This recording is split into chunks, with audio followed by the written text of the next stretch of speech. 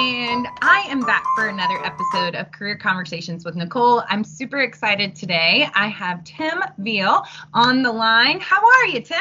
Oh, I'm great, Nicole. How are you doing today? Good. So, Tim, you are with Nichols, Cauley and Associates. KSU loves you guys, but for everyone that doesn't know, give us a little bit about who you are and your firm. Okay, Nichols, Cauley. We're 9 offices in Georgia and Florida.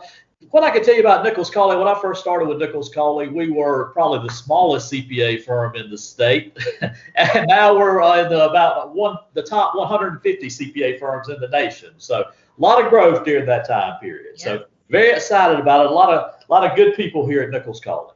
That's awesome. We are so excited because a bunch of our students have interned with y'all and ended up full time. So we know our students love you guys. So that's awesome. Well, today we have a pleasurable topic. We are going to talk about how accounting has changed in a virtual world. And I just think it's going to be interesting to hear your perspective on what you think is currently happening and what's going to happen in the future. Gotcha. So let's start with the first question. Can you explain how the accounting role or profession was virtual prior to the pandemic? And did you see that it kind of trying to move into this virtual environment or no? No, we actually did see it because we spent a lot of money on data processing and technology, Zoom technology and those types of things. So we saw it moving there, but it was probably only about 10% of it would be what I'm going to call virtual. Okay. You know, before the pandemic, we were always wanting to be out in our clients' offices. And we actually had a saying around here, take somebody with you. You know, because that's how you learn how we do things at Nichols Cauley and how you learn to do things in the profession. So, you know, with the pandemic, we've had to change totally. Instead of taking somebody with you, we've had to change our whole concept of how we do different things. Yeah, no, that totally makes sense. So now that we're kind of 6 months into this pandemic, how much of the role is actually virtual now?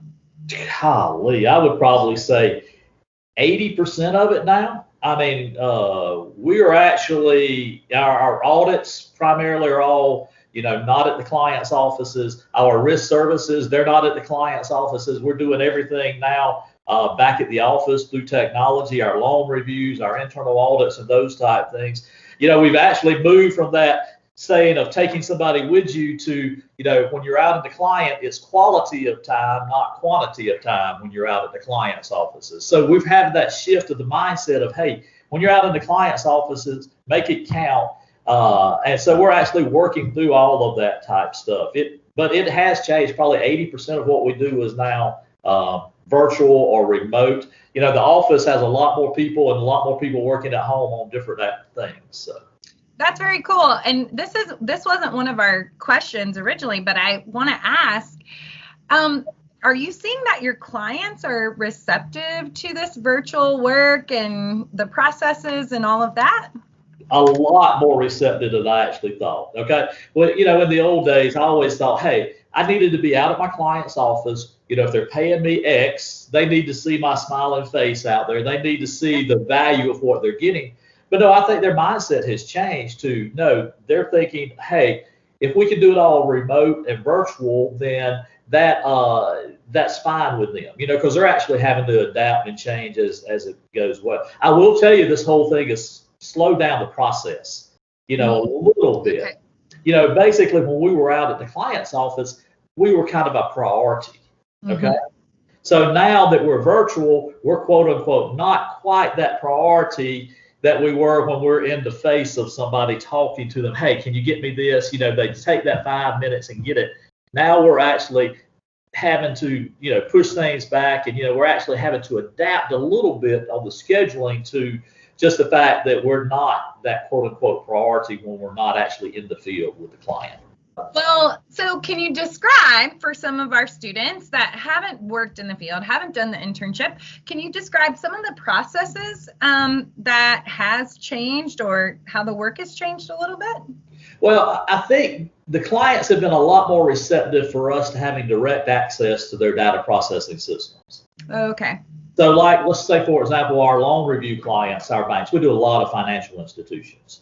So in the old days, we would go out to the bank, we would pull their files, look at the loan customers, make sure they were all fine. Well, now we can actually log into the system, and we're actually looking at exactly the same thing that they're looking at. So, technology has made it where we are able to access their direct client information. And it's made us more valuable, I think, because actually now we're seeing the things in real time that they were doing. So, that real time thing. I think in the accounting profession, what this has actually taught us, I think we leap 5 or 6 years in advance. So much of what we did traditionally was basically scorekeeper looking in the rearview mirror. Yep. And I think what this has showed us is, hey, our profession is such that we now have the direct and the technology to be a valuable member of that client, and we should actually be looking out the windshield like they're looking at and helping advise them on where they're going rather than what happened in the past. I think from what you're describing, it sounds like you're really walking alongside them as a partner, that kind of changes it in the sense. It does. It does, absolutely. Basically, how I vision the future for the CPA profession is being that trusted advisor. It's actually helping them get to where they want to go. It's not providing a service like a tax return or an audit, while they're very valuable and are needed. Yep. But basically, I think what this does is it lets us know, hey, we can be on the front end of all those communications rather than on the tail end of those communications. And technology has helped us do that, I think, with this virtual environment that we're in. Well, students, that's awesome. If you are listening to this, you are going to become an advisor and a strong asset to these companies. And that's just amazing.